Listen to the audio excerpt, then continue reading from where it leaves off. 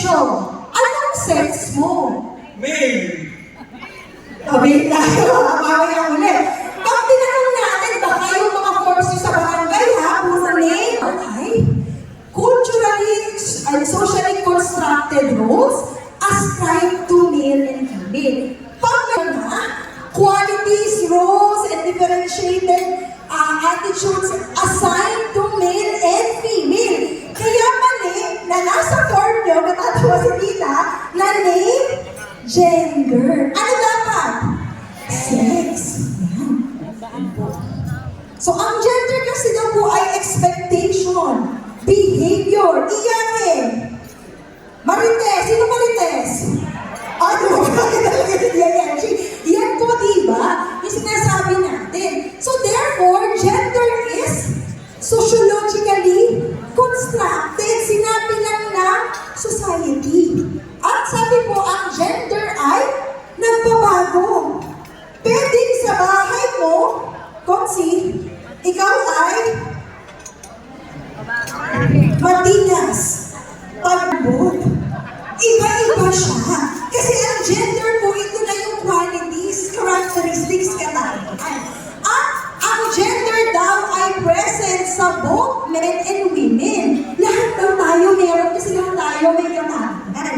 At ito na daw yung sinasabi natin, pagkababae at kaya mali na sa form, name, gender. Kasi yung dati gusto mo maging militar.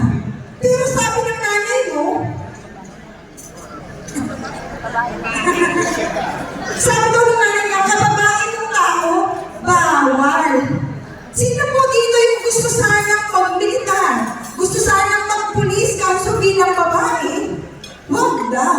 Dahil daw yung natandaan nyo, sa aspeto ng development, dapat lahat ay para sa lahat. Hindi dapat may nagiging hadna. Lahat lang ba na dahil meron kang puwerta, hindi ka, or pwede, or ang dahil ang tingin nila sa'yo bilang babae, ikaw ay mahina. Hindi ka pwede doon. Dahil to yan sa gender. At una, anong gender role ng mga lalaki?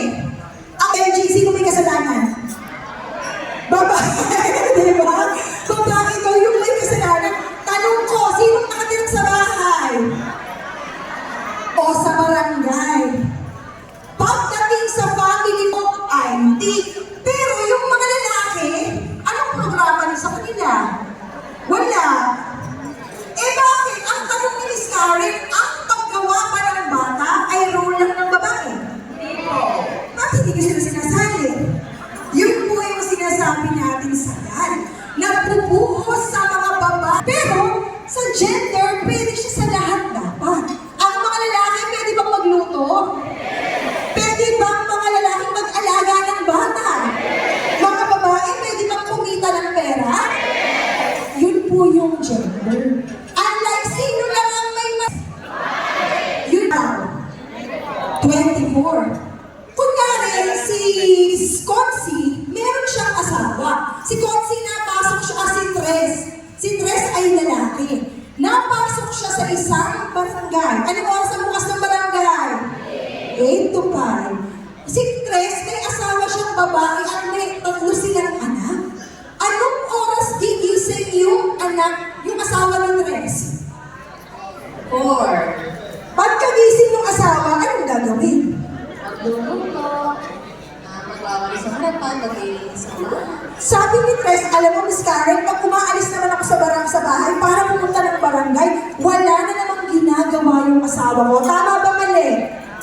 Depende po sa lalaki. Yung sa babae, anong pag umalis pa yung asawang lalaki sa bahay, wala na gagawin yung babae? Maglilinis po lang. Maglilinis. 5 o'clock uuwi si Tres. Anong kailangan na meron sa bahay? Sabi niya sa misis niya. Kailangan po nakaluto na, okay na ang mga anak, naligahan. Ayan, dapat nakaluto. Tanong, si Tres may sweldo? Meron, 8 to 5 sa barangay. Yung asawa ni Tres may sweldo? Ano daw sweldo ng DILG? Pero di ba, wala din pala siyang sweldo. At ang oras daw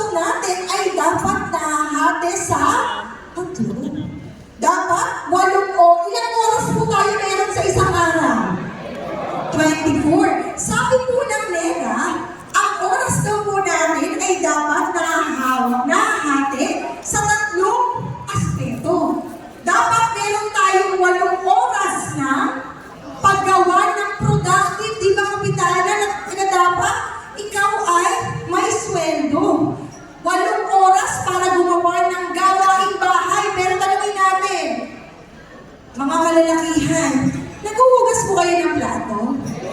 Ay, oo daw, naglalaba po kayo? Siyempre dahil tinatanong ko po, naman sa totoong buhay, hindi kasi daw sila. At dapat may 8 oras ng pahinga. Ano po ba yung sinasabi ng 24 hours? Dapat daw kasi balanse. Ang mga productive rule daw, ito daw po yung mga gawaing may kita. Sino mostly yung gumagawa ng gawaing may kita? Lalaki. At dapat daw, meron din daw tayong reproductive rule. Ito yung mga gawain na walang kita. Walang sahod, pero no choice ka. Otherwise, mamamaho yung bahay nyo pag walang naglaba. Ito yung mga gawain reproductive. At dapat daw, meron ka pa rin oras sa barangay para makilahok sa community engagement or management sa barangay level.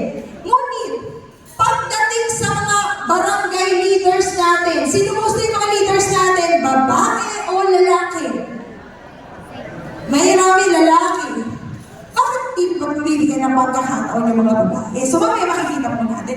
At dapat daw ikaw ay may mga oras, mga mami. Dapat may 8 oras din daw kayo ng pahinga. Pero ang nangyayari, umiilig si tita. Ilang oras lang karen 6. 6 lang or 4 hours. Pero dapat daw, kasi ang gender pala katangian. So, ang tinatanong lang po natin ay sex. Eh, Ma'am Karen, saan daw ba nag-ugat yan, God na yan? Bakit ba may God? Tapos napaka-powerful ni God kasi may budget. Yes, at yun yung ituturo mo mamaya sa inyo.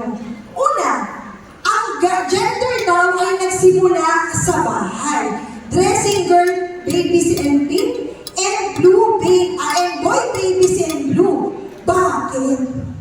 Bakit po kaya ng pagbabae dapat naka-pink? Dahil babae po.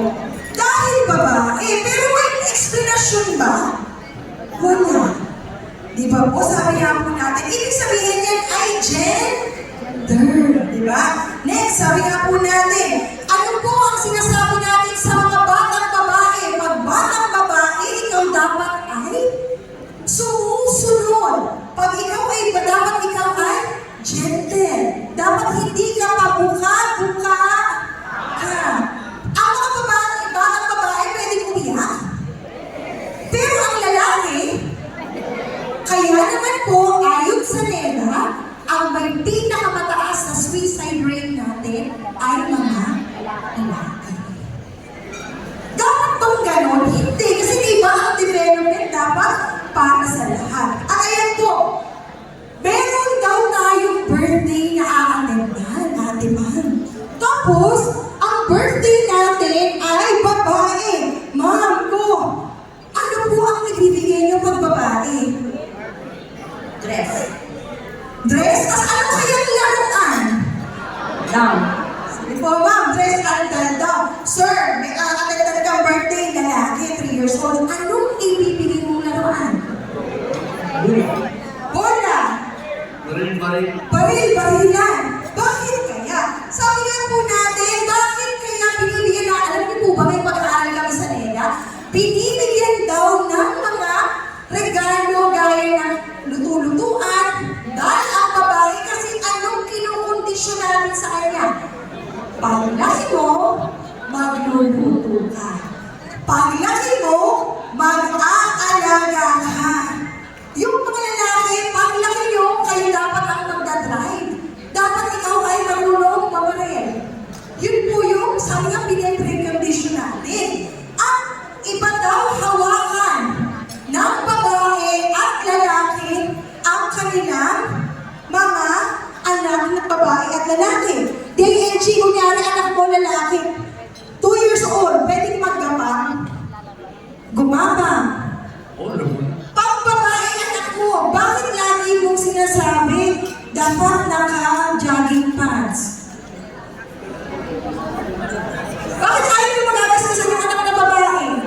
Ingatan po yung mga paglaki, malaki po sila, nakakapit siya.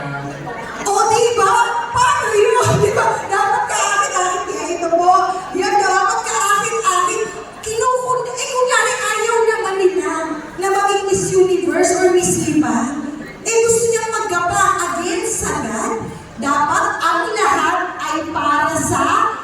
lahat. Hindi pwedeng nakukondisyon tayo dahil babae tayo or lalaki. Ayan, roots of gender socialization is school. May God din sa school? Opo. Magpupura ng blackboard, babae lalaki. Pag-iigib ng tubig. O bakit laging may define? Dapat ang lahat, di ba, para sa lahat. At ito pa, may isang libro, workbook DepEd. Kayo nga sumagot, nagluluto at naghahanda ng makakain sa pamilya. Nanay, tatay o anak? Tumaas yung bata. Ma, wala po kasi akong nanay. Patay na. Ang nagagawa po niya tatay ko, kung ikaw ang teacher, namalian mo ko. Diba? Bawal kasi yung preconditioning. Dapat walang define na gawain ang isang babae at lalaki. Dapat lahat pwede natin gawin at pwede natin makamit. Sabi na, gumagawa ng sirang gamit sa bahay. Tatay, sabi nung bata, Ma'am, OFW kasi yung nanay, tatay ko. Ang gumagawa ng electric pa namin yung tatay ko. So, mali ako. Oo, 9/10 ka kasi dapat sagot tatay. O, di ba? Bawal na yung mga ganyan. Ito pa, hanapin natin. Kung kayo daw yung sasagot. O, sige nga, punta tayo dito. Kung kayo yung sasagot. Ano pong sasagutin, ma'am? Ayan, tuklasin, malakas, iyan. Yung malakas, saan mo siya ilalagay? Tatay. Hindi ba malakas yung mga kababaihan? Malakas din po. Diba, mali siya? Dapat wala daw ganyan. Next, ano ba yung ibig sunod natin? Ang tatay ang haligi ng tahanan. Paano kung walang tatay? Eh di walang haligi yung bahay. Paano pag solo parent? Di ba po, di wala na siyang haligi, di ba? Wala na siyang ilaw. Anak, anong gusto mo pag maging paglaki mo? Sabi nung anak ng lalaki, Chef, sabi ng tatay na kagawad, hindi ka pwedeng maging chef ang bakla yun. Sino po dito yung naka-encounter lalaki may hawak ng Barbie at ang sabi ni kagawad or ni kapitan, kabilalaki ng tao, anak, 2 years old ka, huwag kang maghawak ng Barbie. Mali yan. Tanong, mali ba kumawak ng Barbie? Eh bakit ayaw nila? Kapag ayaw nila kung ano kasi, ba't ayaw nila yung pahawak na sa ako yung lalaki yung Barbie? Pagkatang maging bakla, honestly po may pag-aaral sa nila na ang mga batang naghawak ng Barbie nung bata ay mga naging responsable ama at padre de pamilya. Hindi sila nagiging bakla. O mag-aaral na nagiging bakla. Ayan. Sunod, church. Sabi nga kasi, di ba, even sa Bible, meron naman din po talaga na differences. Pero, sabi nga po natin, kahit sa Bible, sinasabi po na gino-glorify or nire-recognize ni Jesus Christ yung mga kahalagahan ng kababaihan. Next, media. Bakit sa media? Commercial ng magic sarap. Sino laging model? Commercial ng panluto, kami sinabi ko lang kanina. So, pampata, luto-lutuan, di ba? Pero, ito pa, are you a man? Di-energy ka ng katawan mo?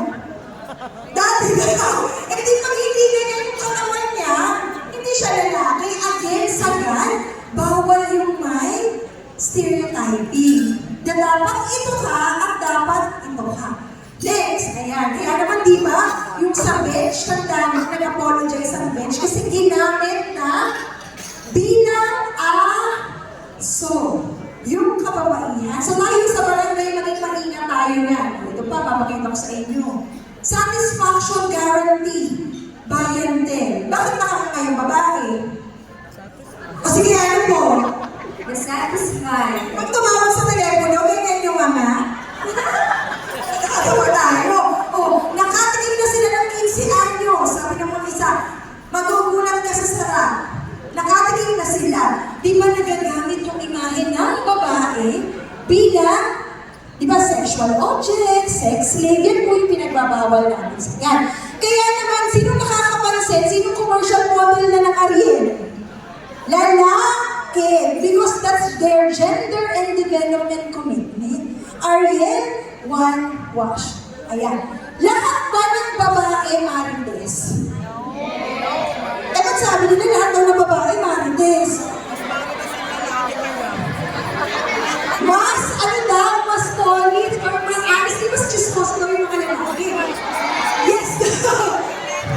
Pag inassume natin ang lahat ng babae ay marites or madaldal, ito na po yung gender stereotyping. Inaakala natin na lahat ng babae ay may pare-parehong katangian. Lahat pa ng lalaki mahilig uminom.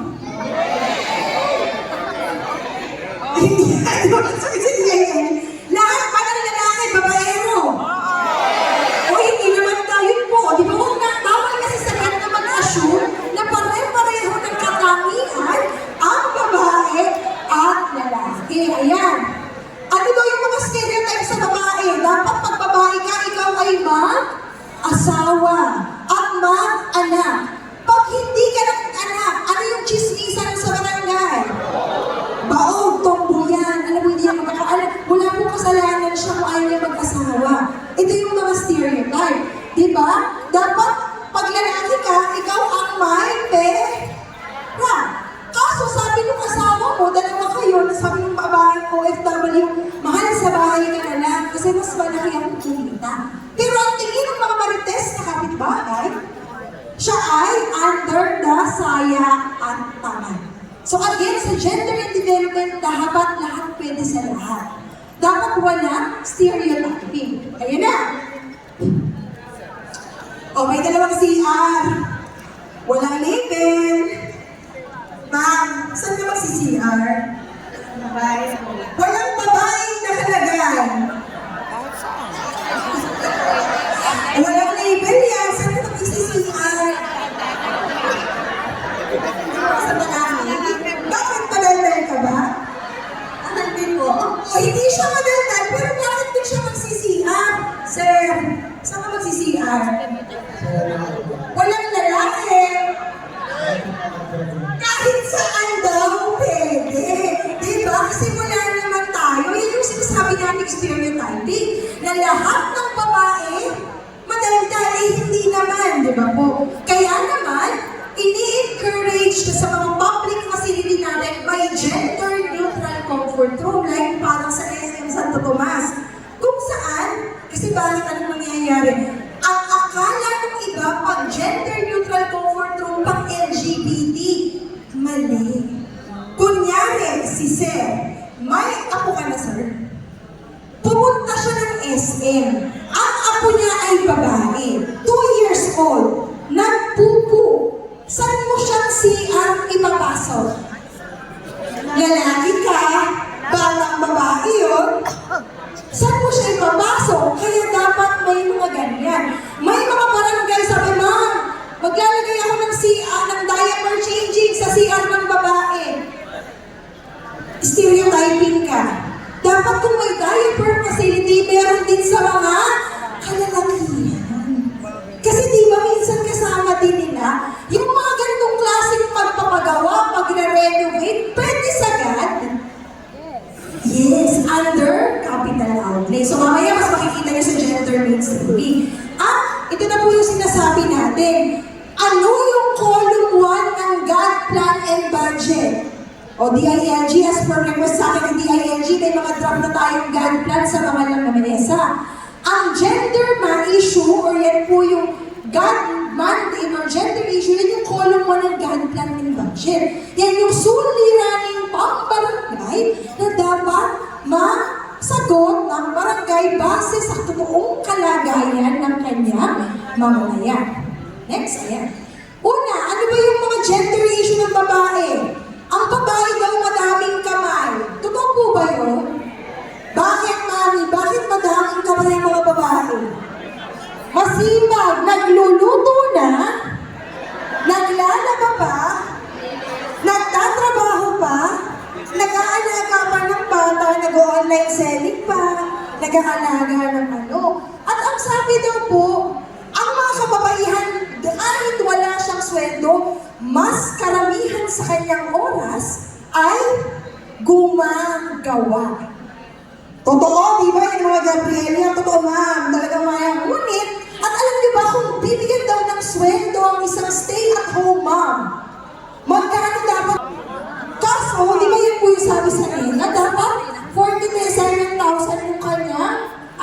sweldo kung siya base sa kanya ginagawa. Mag-homestay na lang ako, kaso nga walang ganyan. Ayan, sabi kanina ng isang nasa kasabay kong punong barangay, madami daw ang kaso ng vowsy sa lipa. Tama, mali? Yes, so mamaya lilinawin natin yan. At, Ma'am Karen, o gano'n, may mga barangay. Pag babae daw ang beneficiary sa God Fund, pag lalaki sa General Fund, tama, mali? Mali. Ang God budget, pwede diyang kumuha kahit sino, as long as na may problema. Kunwari, sa barangay OA, marami ang mga, alam niyo po ba sa Calabarzon, kasi paano naman ang lipan ng Calabarzon, marami ang batang nabubuntis sa Calabarzon, tama, mali? Yes. Pero alam niyo po ba, pag binangga niyo yung datos ng edukasyon, marami sa mga marami nabubuntis babae. Sino ang mas malaking bilang ng dropout sa Calabarzon? Babae o lalaki? Lalaki. Pero maraming nabubuntis. Ano yun? Kasi bilang lalaki, anong sabi sa'yo? Ikaw dapat ang magtatrabaho. Sa barangay OA, dumadami ang mga kalalakihan nagda-drop out. At ang sabi ni Kapitan, gawin natin yung programa yan. Hindi kasi pwedeng matigil sa pag-aaral dahil lang nakabuntis, walang pangtustos, pero lalaki yung mga beneficiary. Pwede ba sagad? As. Yes, kasi may kwento. Kasi may gender issue pinaghugutan. Pero lagyan natin ng konto yung ALS. Bakit? Wala na. Gusto lang nika. Hindi pwede. So again, dapat may issue. Dapat may hindi pagkakapareho ng sitwasyon ng babae at lalaki. Ayan. Sabi ng iba, Ma'am Karen, pantay na daw. Tanungin nga natin, pantay na ba ang babae at lalaki sa Pilipinas? Yes, ma'am, kasi ako nagtatrabaho, nasa misis ko ATM, so pantay. So sabi nga na, bakit ba may yan? Kasi dahil sabi nga po natin, hindi kasi pantay yung sitwasyon ng babae at lalaki. Hindi lang po sa Pilipinas. Alam niyo ba sa ibang bansa, laganap pa rin yung female genital mutilation? Alam niyo po siya? FGM. Kung saan ang mga babaeng edad 0 to 11 years old ay pinuputulan ng tinggil. Bakit? Walang medical reason. Pero bakit? Kasi ang mga babae dapat panausan na. Hindi sila pwedeng masarapan. May mga bansa tayo na. At sa atin, tayo pag may regla, nag-iinarte pa, nasa bahay, hindi ako papasok ng office, may menstrual leave ako. May mga bansa kung saan ang mga babaeng nilaregla ay bawal pumasok sa bahay. Sila ay titira sa menstrual hut. Sa isang kubo na kung saan ang pwede lang nilang kainin ay kanin at tubig. Bakit? Kasi ang tingin sa kanila, sila ay madumi. So yung gender and development, hindi lang pala tayo sa Pilipinas. Yes po, kasi signatory ang bansa natin sa iba't ibang bansa, 190 countries po tayo ng lumagda, na tigilan yung diskriminasyon laban sa mga kababaihan.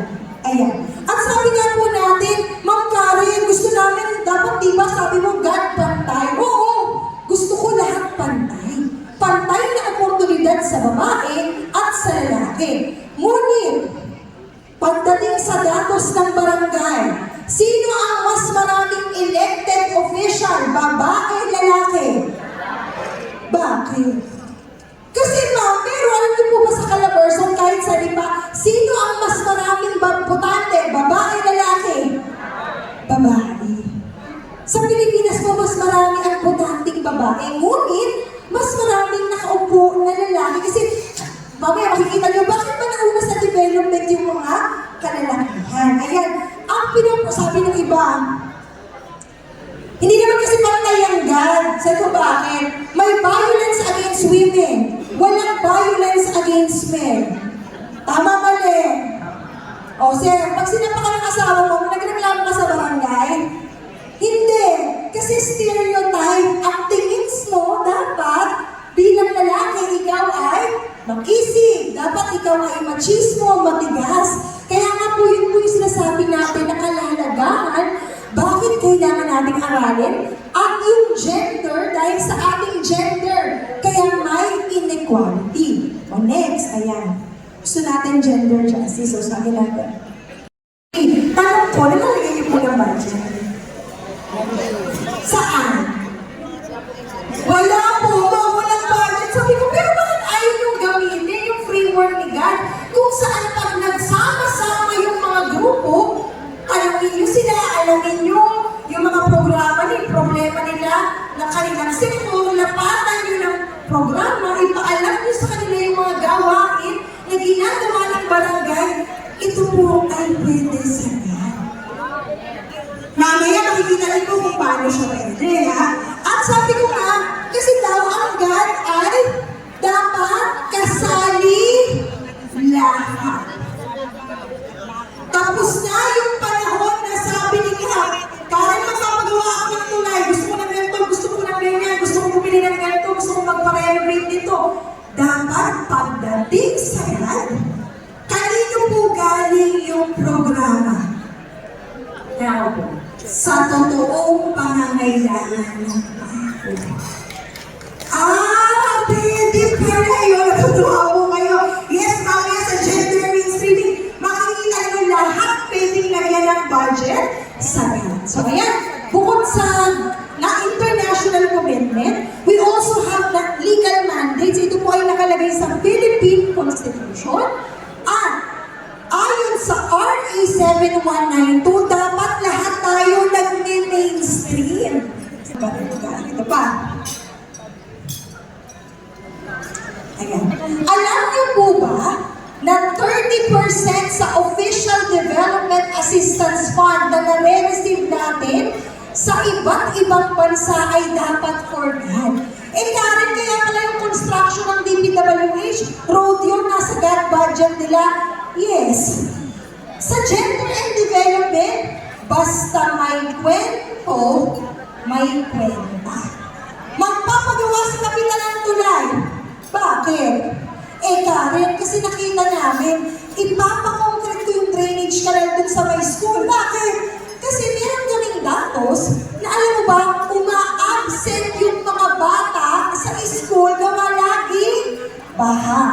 At yung mga nanay na naghahatid, lagi nababasa. Hindi na ayaw naman nilang di ba bilang nanay, may open ka na sugas, dumadaan ka. Pag pinagawa na yun, mag-iis yung burden ng mga nanay na maghatid? Yes or no? Pag ganun ba, pwede sa God? Yes. So mamaya, mas makikita nyo, makakiligin kayo sa gender mainstreaming kasi yun po yung makikita natin. At ito na yung pinaka-powerful po sa lahat. Sabi ng General Appropriations Act, ang mga barangay shall at least po dapat hindi less than 5%. Pag bumaba kayo sa 5%, ano kung sasabihin ng COA? Audit yan. Kasi dapat sagad ang gastos. Ma'am Karen, naglagay lang ako ng 5%. Sa huli po bang taon, 5% din ubos yun? Hindi. Kaya po dapat naka-mainstream o kung saan nakapasok si God po sa ating mga ginagawa. Bakit?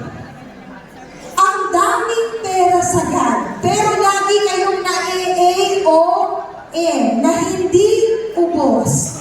Pero ang daming kailangan ni Kapitan na gawain, pero hindi malagyan ng budget. Na-AON dahil hindi nakakaubos ng budget kasi ito walang budget. Kaya po na yun ang call is gender mainstreaming. Mamaya makikita niyo po kung paano. We also have the Magna Carta of Women at ito pong mga circular. So, Miss-Bang, punta tayo sa gender mainstreaming para lalong mas ma-appreciate nila kung paano ang ambulansya, paano ang solar powered street lights, paano ang construction ng mga water system, wag nang mag-video, ikaw muna, ay pwede po sa GAD. So, gender mainstreaming ka na. Kasi kayo yung makikita nyo, so tingnan natin ha. Ano, yung balat ng sibuyas, nandito din yung magic sarap. Di ba? So, kung ibig sabihin, babalik natin. Kasi si PHW yung magsasabi na kalagayang pangkalusugan nung mga nasa barangay ay konsi, kapitan, doon sa Purok 7, ang dami ngayong teenage pregnancy. Ay kap, ang dami ngayong mga nagpapacheck up ng babata pa, buntis na. So, yun yung mga problema ng pang-barangay na dapat nasa looban. Nandun din dapat si Brow kung meron. Kasi, kap, increasing ang Bausi. Sa Baudes pala yun. Kap, increasing ang ganitong kaso. Nandun din si nutrition scholar, si daycare, si treasurer, si tagapamayapa member, si SK. Kasi baka yung mga suliranin sa youth, di ba? Pwede din ilagay sa gano'n. Si Baudes at dapat may representative sa women's sector. Kasi again, sagad dapat napapakinggan lahat.